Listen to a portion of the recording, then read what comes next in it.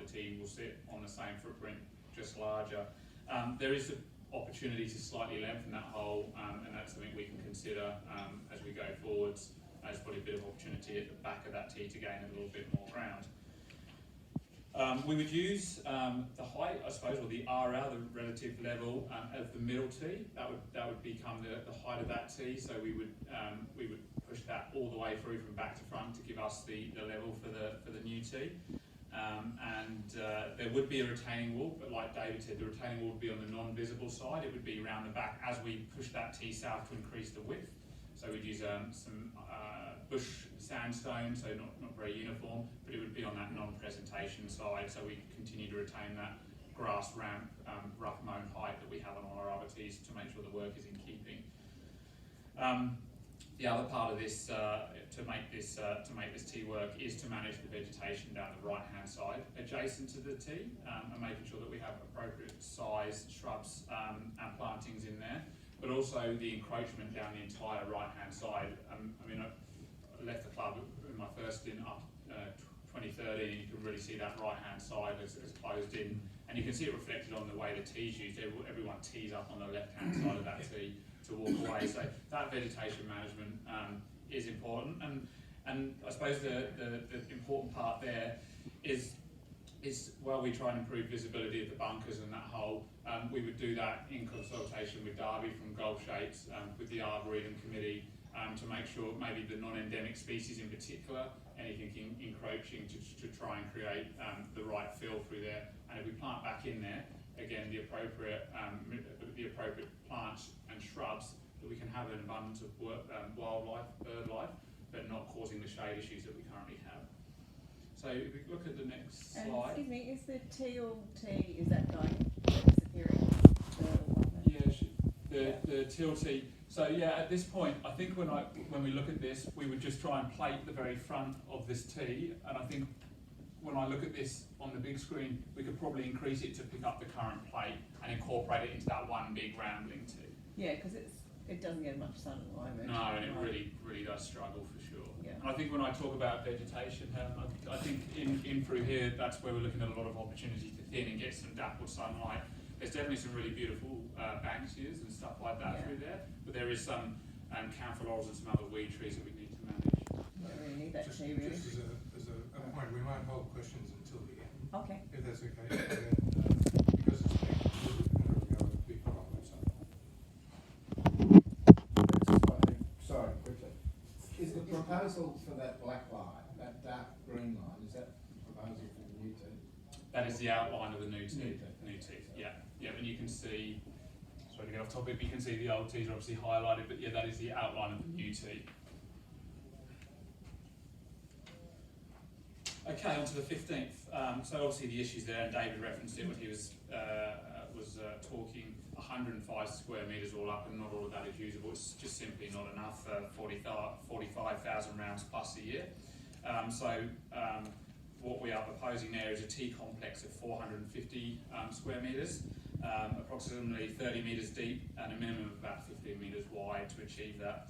The trees to the north, they present, there is the opportunity to selectively clear. There's some really nice trees in there, so again we would consult with the Arboretum Committee and make sure we achieve the right look, but we do need to try and get some more sunlight on those tees to create the correct growing environment. Increasing the size, and by increasing the size it'll also give, whether you hit the ball right to left or left to right, you can pick the side of the tee, which will then give you a fair shot onto a sloping fairway down below. There is some tree removal just in front of the tee to open up the right hand side. There will be a new cart path that'll move to the west, that'll allow for to accommodate the size of the increased width of the tee. We will retain the path up until it pretty much comes past the toilet block there, and then we'll pick up the line and take it up through the western side of the tees there. There'll be a turning circle, which is everyone would know the large dominant rock there on the corner of the path. That'll be to the west of that, and a swale drain will be installed to the north of the new cart path to manage storm water runoff through there. So if we slide over, we can really see an overhead shot of the new proposed tee. Sitting again over the existing tees, The path, this is all existing path, the path would change, this bit of the path would be removed, and then we would take off to the west. And then the purple does highlight vegetation that we would need to manage, selectively manage, and it's not all of it. I think that once that work commences, it would be engaging with the right people, that we want to retain the bushland feel, but try and increase as much sunlight onto that T deck as we can. The 13th tee, so the plan will be created again to increase the size. We're looking to try and achieve about 360 square metres of tee. We'll move the tee to the south, and we'll lower the height a little bit. So we'll roll off the bunkers on the 12 green complex, so nothing happens on the 12 green complex. It'll roll off onto a lower height than we currently have, and pushing further south. There is one tree there, I believe one tree there, a hibiscus, that would need to go to accommodate the increased tee size. By lowering and expanding the tee, we think we can get a further 10 metres added in length if we want to the 13th hole there. A new path will be built and would measure 55. This path would be constructed where that current water course, where that rock drain is, on the south side of that pathway there. So again, you can see the hibiscus that we were referencing. By moving the T path to the south, there's an avenue there where we wouldn't need to remove any vegetation. We can kind of pick a nice sweeping line through there and bring it out maybe further to the south than the existing tee. But again, that long tee that we can look for multiple teeing grounds, multiple teeing options and variety in the golf course when we're playing it on a weekly basis. The 8th tee, the sizing again is an issue down here. The shade is an issue for us down here. It's certainly improved for the removal of the big council laurel to the rear, but it is an issue. We currently are working with 170 square metres. Again, looking to increase the size. The tee would sit in the current location, extending north and east adjacent to the present water course, and that would create approximately a 500 square tee. The clearing of some of the trees to the right-hand side will accommodate both a new back tee and an improved angle, and we're also proposing a ladies tee or a forward tee there as well, which we'll see on the image in a minute. The new forward tee is approximately 25 metres forwards, and it sits to the west of the cart path. And if we look over at the image, you'll see there. So existing tee, this tee is looking to go to the east. There will be a retaining wall here, and we are considering maybe through this wetlands area a bit of a boardwalk, which would just be for walkers, not necessarily golf carts, to access that tee. The removal of this vegetation here would accommodate the forward tee being constructed, but also when we're playing the golf hole from the eastern side of the tee, an improved angle out towards that fairway bunker. So we would achieve both of those through that vegetation removal there. Jake, it's worth pointing out, I think that the hole would be about 10 metres longer than currently from the tips. Yeah, correct. Yes. So yeah, no, it would be approximately. Yeah, we could move the plate back and increase the length there. Correct. Yeah. The 16th green surround. Now we know, as David was mentioning, with unfair or penal shots in, balls running away from there, we think it's going to be quite easily rectified. To soften the extreme movement of the golf course to the left, this area adjacent to the green will be raised. So we'll actually, there's a good specimen rock there. We'll actually bring in fill, and we will actually ramp the fill up there to stop balls going down into the bush and running away. It's a work zone of approximately 25 metres in depth, running from the green edge to the rock face to create this ramp effect. The north of the site will also work on doing some drainage work. We have a lot of water that cascades down the path on the 17th and feeds down onto that green surround there.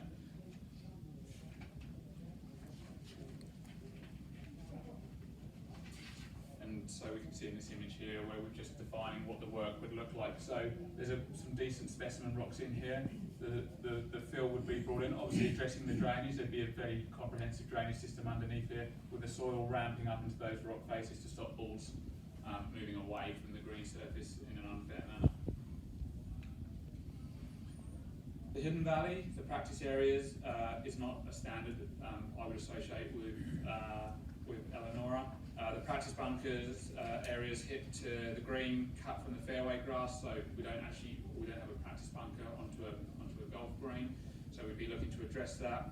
There's also limited ability to practice different types of shots. We've only got that very short greenside bunker shot. We don't have the ability to hit fairway bunker shots or longer bunker shots. And what we're proposing gives us that opportunity. The current chipping green is used as a nursery only. There's probably no real shape in there. It's very flat, so we probably don't really have any kind of facility or contouring in there on what we currently offer. As a solution, what we're offering or what we're suggesting is a new sealed car path, and we also address that access road that comes down from the lower car park as part of the work. So it is actually a place that you can access with ease and actually bring yourself down there. Or we've obviously got the steps, but a smoother transition down there. Drainage work along the northern boundary underneath the lodge and along that rock face. We get very wet with water coming across there, so we'd look to install the drainage and intercept that water rather than it coming onto the fairway. The concept contains 4 bunkers, variable size, averaging around the 125 square metre mark. A long cart path with some turning bays, so when you're down there you can park your golf cart and use the part of the practice facility that you'd like to use. The concepts provide members with, like we were talking about, a large variety of short game shots, which I don't think we currently offer. So the new East green is going to be much longer and narrower, and this green will be approximately 1,000 squares and have 3 different levels again for multiple people being down there practicing at the same time.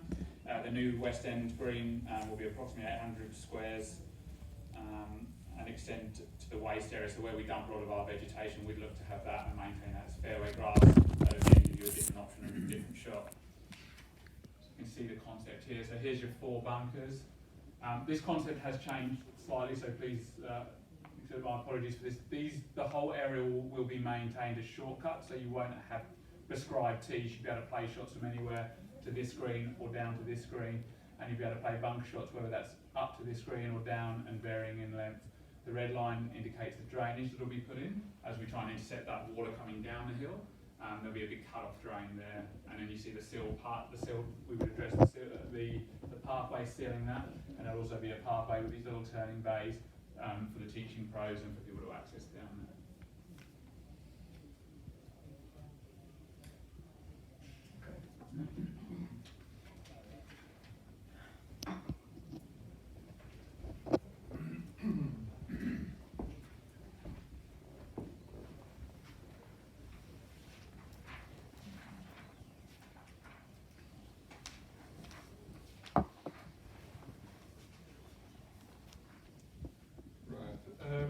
Okay, so I think most members will be aware of the improvements that we've been making to the practice areas. We've put in the new practice hitting bays. There are 4 of them there now, and we've replaced the matting on the driving range. We've replaced it with matting so that it's now an all-weather surface. And of course, we had the opportunity to make substantial investments on the course drainage on 10, particularly where it was very wet on 11. We took an opportunity for a contractor who was available to do that work, and we'll continue to invest in drainage. Although the course is actually pretty dry at the moment, we know how quickly that can change. So this course improvement plan, I think, will reset the course to an optimum condition, try to get it as good as we can get it within the existing framework and layout. And it doesn't cut across any future works that a future committee may decide to do, a more expansive development plans. The cost, I think, will be over $1 million, but it's well manageable within our existing capital budget. Now, we need to finalise some planning. The project plan needs to be finalised for the first 2 components, which are the 3rd tees and the 15th tees, and we're going to commence that at some stage in January. We need to access the 15th tee from the rear, so there'll be an access road on the 14th hole or by Hidden Valley, and we'll have to cut through some of the bush. There will be some impacts on our landscaping, and we'll want to remediate any work that's done, which is to to be done by doing replanting, replanting according to the landscape master plan. For those of you who aren't familiar with it, there's a very extensive landscape master plan, which is a copy here if anybody wants to have a look at it. It's quite specific about the species and locations and what our preferences are for planting. That's on the website, by the way, so you can have a look at that at your leisure. And we're going to obviously be very sympathetic to the habitat. We'll try to protect the habitat and the foliage as much as we can, removing only those bits which need to be removed for work on the golf course. The trees that we take out, if we remove a large tree or a tree, we'll be replacing with 2 trees for 1. So there'll be a 2-for-1 replacement policy. Our ambition is actually to make sure that the plant species are more diverse and more prolific, so that we can encourage small animals and small birds to regard Elanora as their home. And we will consult with the Arboretum Committee and experts and with members to make sure that the habitat is meeting the needs of the various groups. And people, there have been a number of people who have raised questions about this, very helpful suggestions. We'll be taking those suggestions into account. Now, so on logistics, we do want to make sure that the 18 holes are in play. We can use this spare hole as works commence. We can use forward tees. We'll try to minimise the impact on members and the neighbours to get this work done as quickly as possible. And as we finalise the plans, we'll be posting the updates on the website. I think that's pretty much where we've reached the end of the presentation. The works will start probably in the 2nd week in January, we're hoping, and then that will allow us to complete those 2 complexes before the winter break. We'll take a break during the winter and recommence the works in September and October. Right, let's open it up for questions. Going back to